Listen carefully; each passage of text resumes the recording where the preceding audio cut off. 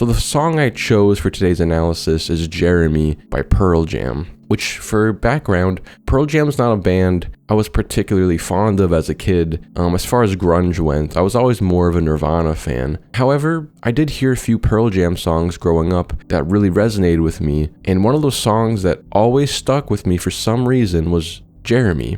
And I think on a subconscious level, I was picking up on the themes of the song, and there were themes I could relate to in my own life. Themes of childhood neglect, themes of rage that is meant for your parents, but you project onto the rest of the world. And so I just really want to do a deep dive on this song.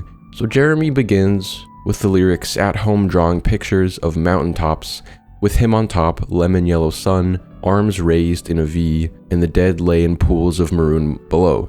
Jeremy's fantasizing of winning, of having some kind of victory, which is significant because Jeremy is used to losing. He's not a kid who feels like he wins very often. There's lines later in the song told from the perspective of a bully who says, "Clearly I remember picking on the boy, seemed a harmless little F," which gives us insight into the fact that Jeremy is an insecure, shy kid who's a prime target for bullies, and he gets frequently picked on.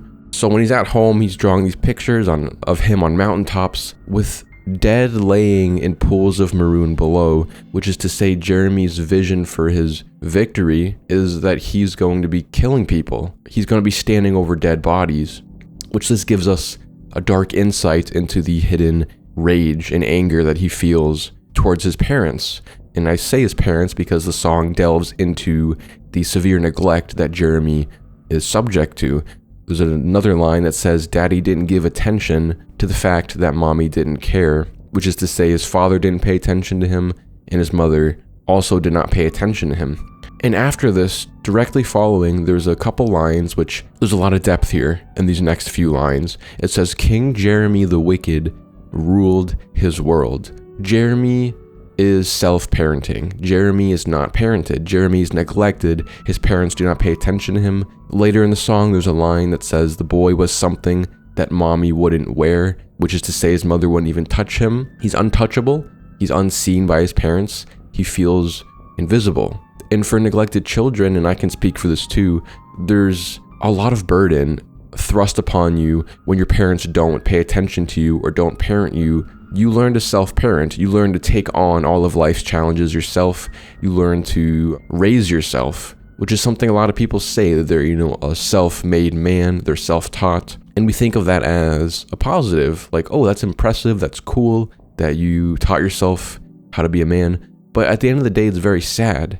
It's not the way things should be. It's not the way things ought to be. It's devastating. And I can speak from personal experience there. But this line, I think, is referring to the fact that Jeremy has to self-parent because no one else is stepping in. His parents are not there to raise him.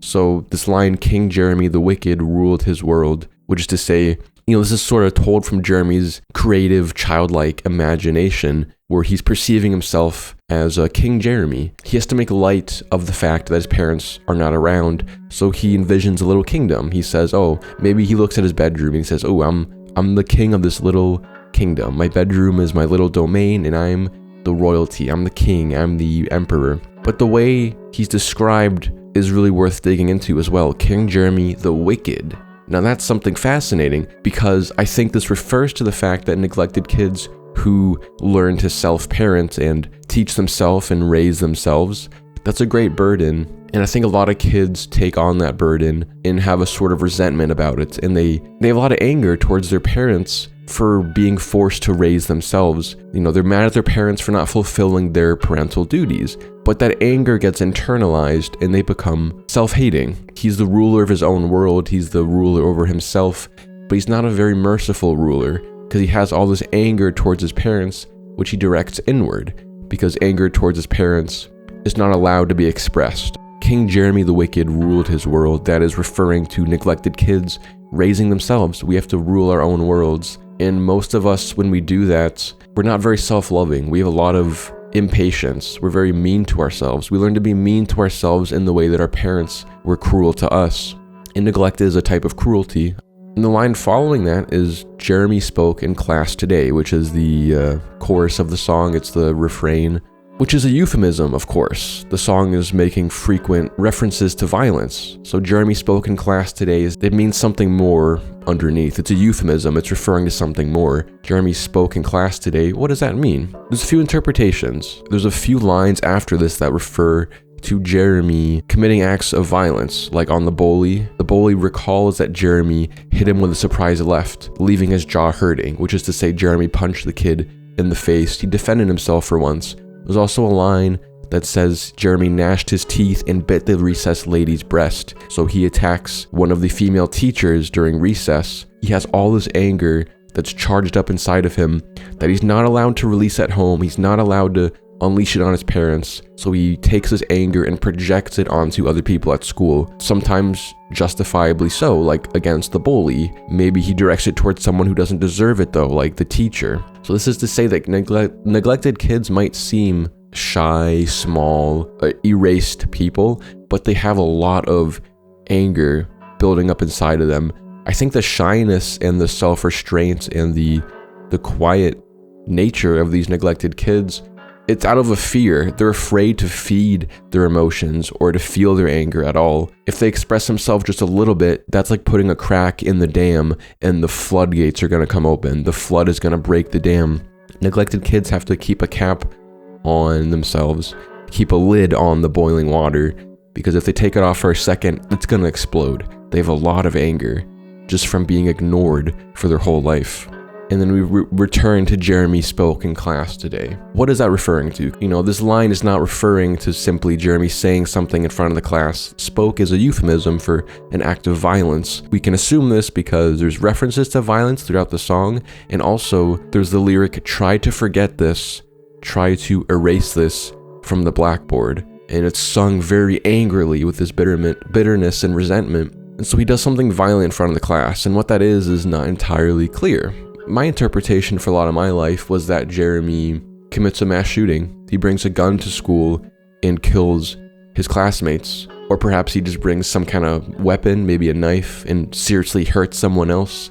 Maybe there's no weapons. Maybe he just goes ham and starts choking someone or just punching and really hurts someone in his class. That was my interpretation for a long time. However, I did read a YouTube comment the other day, and someone said they thought he committed suicide in front of the class, which makes a lot of sense to me.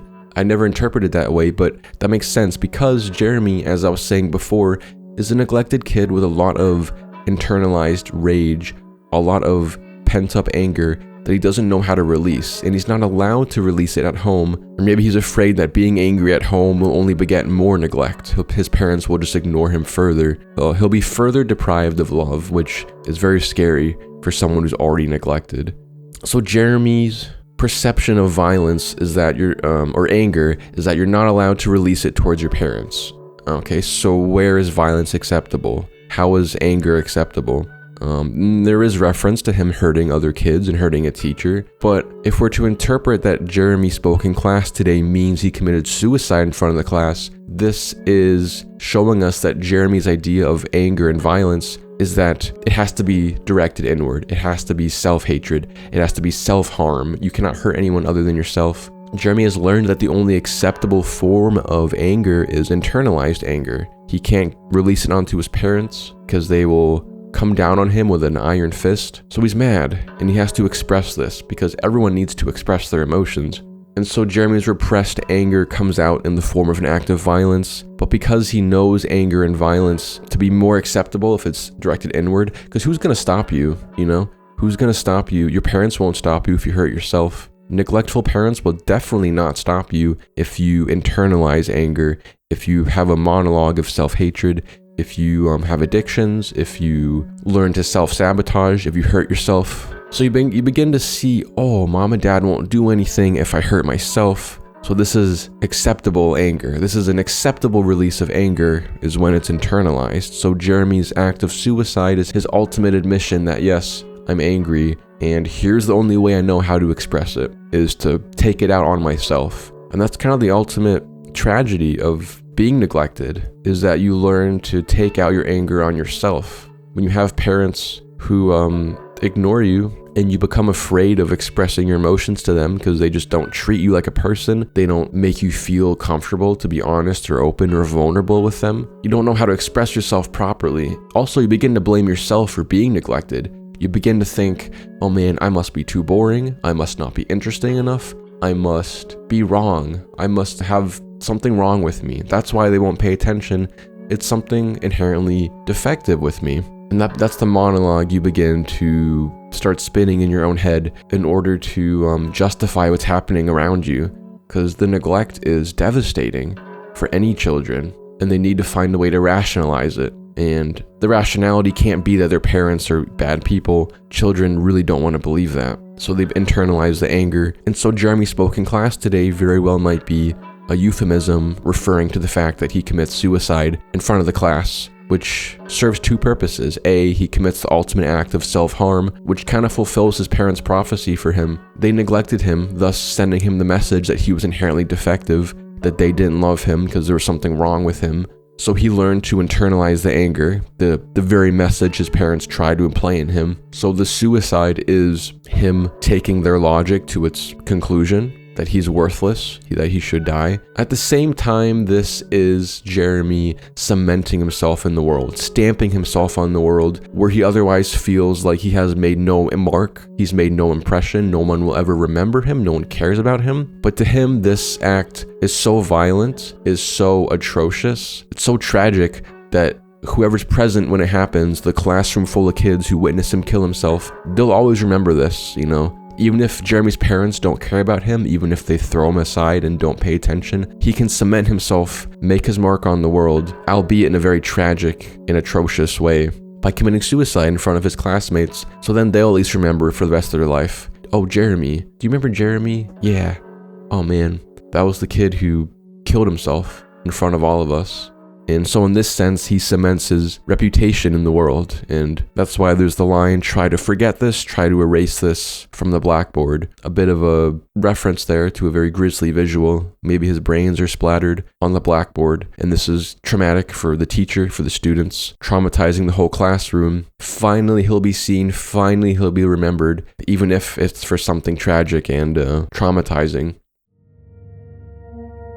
So that's Jeremy. That's an analysis of the song by Pearl Jam. I really appreciate you guys watching the video. If you like this kind of thing, just let me know. I'd typically do movie analysis, but song analysis is a lot of fun. I find it just as fascinating. So if you guys like this kind of thing, let me know and I'll keep it up in the future. But that's it for me. Hope you guys have a wonderful day. Thanks so much for watching. Make sure to like and subscribe and comment, and stay tuned for new uploads coming soon. Thanks so much, guys. Peace out.